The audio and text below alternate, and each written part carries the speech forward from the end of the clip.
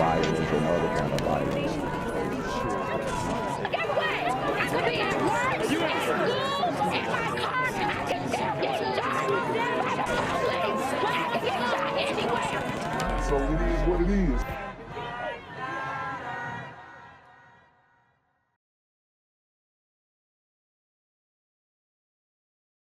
What's good, YouTube? It's a Black Gen Z Mindset. Make sure you go ahead and like, comment, share, subscribe, and let's get into the video.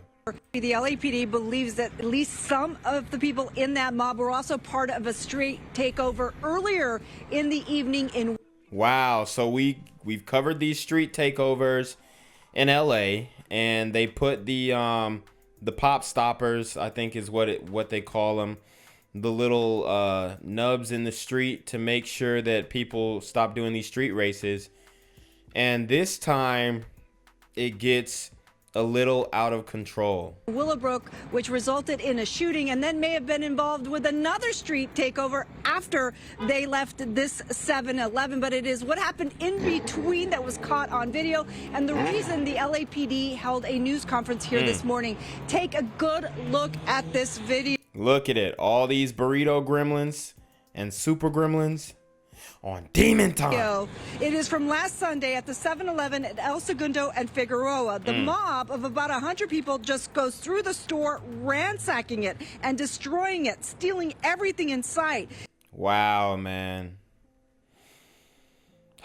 And this is sad. It's a negative reflection on the community, on the comunitino.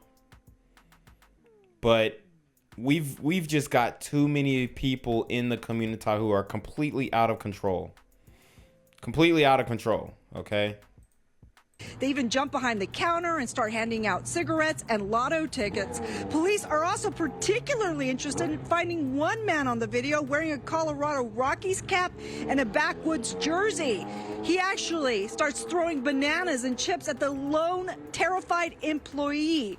Police say the people on this video could face charges of vandalism, looting, and grand theft. And again, they think they came into the store from a massive street takeover just outside. And now the LAPD is vowing anyone caught at a street takeover will have their cars impounded. Even the women out here. I mean, this is absolutely ridiculous. The lawlessness is going on in LA. Seems like it's almost incurable. It's not slowing down at all. For at least 30 days, no excuses, no exceptions.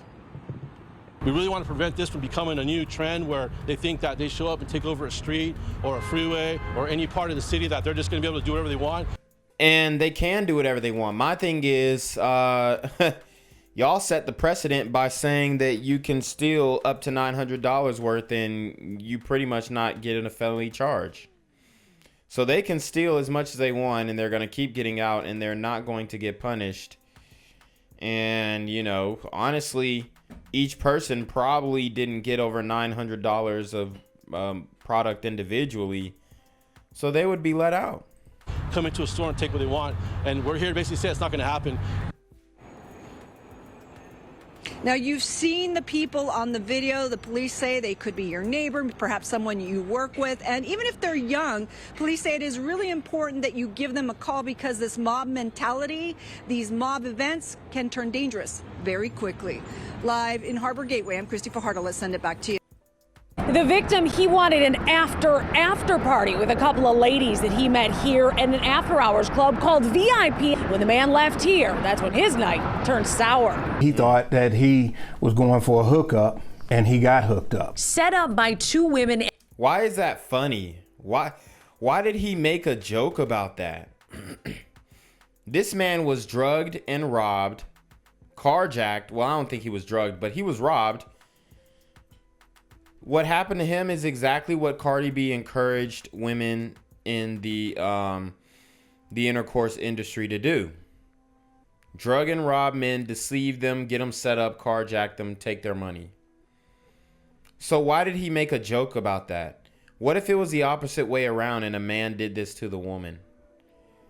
And see, this is my thing. We need to hold these women accountable who are doing these things, because this ain't right. And another man from the club and carjacked at gunpoint.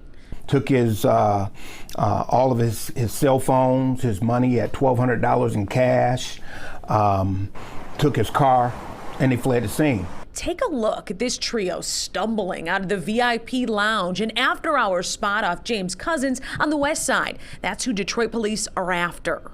They became acquainted and decided that when the establishment closed that they would meet up again. It's never a good idea at almost 6 in the morning. At 5:51 in the morning, I want to be at home in the bed at that time. Well, I mean, the guy waited the whole night to get some ass. So why is he victim blaming? Oh, I would have been in the bed by that time. Dude, so what? You're old, bro. Respectfully. But why can't this man be out, have a good time with some women? Looks like he was tricking on them, and get a happy ending. Why is he being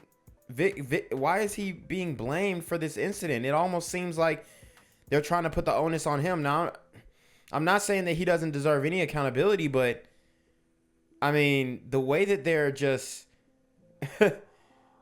it seems like they're downplaying the situation. Regardless, he drove to meet the trio off Stansbury near Finkel Friday, July 29th. Immediately, it turned into a carjacking and some. In this instance, the offender fired a shot in the air.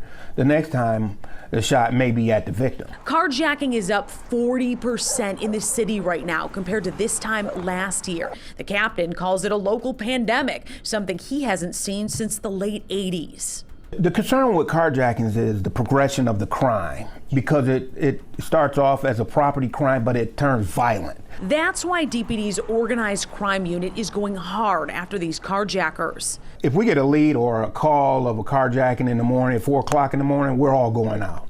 I'll go out there myself. If you recognize the people in this clip, call Detroit police right away. Reporting on Detroit's west side, Jessica Dupnack, Fox 2 News. I'm here on the corner of MLK and Frederick Douglass, where a shooting just took place. And as you can see, it's a pretty rough area. So I'm basically risking my life reporting on this madness. So make sure you do me a favor and hit the subscribe button. Like the video, hell, share the video. And make sure you go ahead and leave a comment down in the comments section to continue the discussion on how we can find solutions to all this son violence in the streets. I'm Jenquavius Jackson, here live, reporting from Atlanta, Georgia, BGZM News 17. Playscape at an East Side Detroit park, the backdrop to a shooting of a 12-year-old girl. And now Detroit police are after the shooter, an 18-year-old man who knew the victim. We're going to find you, and we're going to hold you accountable for it. Tuesday night, close to 10, DPD Commander Jerry Johnson Jr. says the 12-year-old was at Denby Park with a group of friends. That's near Meringue and Ryad. That's when they ran into the alleged shooter. Wow. It's believed that he knew her and didn't want to have any type of conversation with our victim. From there, an argument, then pushing, shoving. Police say it hit a tipping point when the shooter grabbed his gun and fired at the little girl who was grazed by a bullet on her hip. I mean, how does that even occur? How does that even occur? You've got an 18-year-old shooting a 12-year-old girl. I mean, why are y'all even having a conversation? She was taken by family to Sinai Grace Hospital, where she was released. This story, first told to investigators, didn't check out. The story did change, but we were able to gather evidence to corroborate the right story. The commander is thankful the little girl will be okay and says this is another example of settling a squabble with a weapon. This is really de-escalation. You know, understanding how to resolve conflicts, how to respect other people's ideas, and just how to walk away from conflicts. Detroit police only putting out a vague description to us of that shooter, but they say they believe they know who it is and that they'll find him. Jessica Dupnack, Fox 2 News. Yeah, yesterday around 9:45 p.m., our victim was a 12-year-old female. She was leaving Denby Park. As she was walking with a group of friends, our suspect, described as a black male, 6'3", with a... God dang. My man is 6'3" at 18. These super tall gremlins are on demon time. Small afro approach them. The victim, associates, and our victim, we believe, started a conversation. That conversation started into an argument. Our suspect, as described, pulled out a weapon and shot our victim in the right hip. Our victim was privately conveyed to Sinai Grace Hospital where she was treated and listed in stable condition. We're talking about a 12-year-old. What can a 12-year-old do that deserves getting shot? I guess that's... Yeah, absolutely nothing. You know, it's just an unfortunate incident. We're actively right now looking for this person of interest. I think we have a good idea, and I think we're confident when I identify him. Is that like the nature of the argument? Nature of the argument? Oh, it was just an argument. Starting off, it's believed that he knew her and didn't want to have any type of conversation with our victim. And then it proceeded from there. Was there a physical altercation as well? Yes, during the argument, it turned physical. Like I said, what is a 6'3", 18-year-old super gremlin on demon time even having a conversation with a 12-year-old girl? It makes no sense to me. She talks a lot about this conflict resolution, right? And using a gun to solve issues. What's your take on that in this case? Yes, it's an unfortunate incident here at the 9th Precinct and within the Detroit Police Department. We have an organization called the Brotherhood, Sisterhood, where we really engage with our community, our faith base, and the Detroit Police Department to really teach about restorative practices. That's something that's lost right now, and that's something we're trying to engage the community, especially our youth, to really understand restorative practices. Restorative practice is really de-escalation. You know, understanding how to resolve conflicts, how to respect other people's ideas, and just how to walk away from conflicts. A lot of these victims this summer have been young people, juveniles, young. It's got to hit you guys hard when you're dealing with these kind of victims. Yeah, absolutely, it does. It does, because as you know, the youth is the most important part of our community. They're the future. And we just want them to thrive and really, really be successful in their lives. I would be remiss if I didn't ask. The story did change a couple of times. Can you talk about this investigation in terms of that?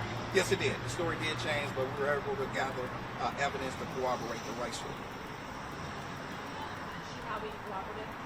Yes. And any other further description of the suspect, a picture or tattoos or anything? No, that's all we have right now. Yeah, age on that? We're approximately 18 years old. Anything to the public, either that individual you're speak with in the public as far as this person? Yeah, just if you know anything, any information, just give us a call at the 9th Precinct, 313-596-5986 or Crime Stoppers, 1-800-SPEAK-UP. Weapon recovered at the scene or anything? No, no weapon was in. No weapon recovered. Okay. A message to the guy who did this, who shot at 12? Just the message is we're going to find you and we're going to hold you accountable for it. Now you said earlier that he was trying to get away from the girl. He wanted to disengage. Well, right. From the information we're getting from our investigation, that he stated, "Hey, I don't really want to mess with her right now." So based on that, we know they're associated. They're acquainted in somehow, some way. So like relatives or cousins? Unknown at this time, sir. Yeah. Thank you. Thank you. Appreciate it.